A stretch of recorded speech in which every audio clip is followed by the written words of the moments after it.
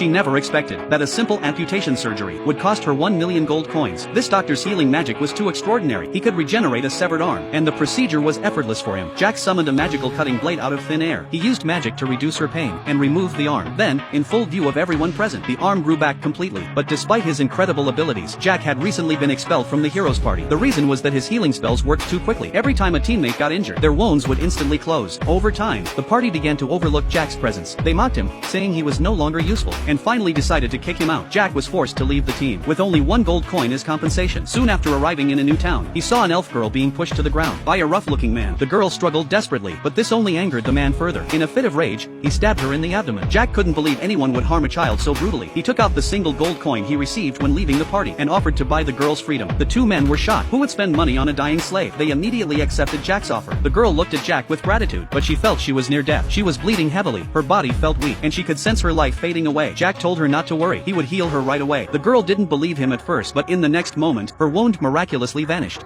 あれ痛くもないし傷もない。あのまま絶対死ぬって思ってたのに、なんで元通りになってるの？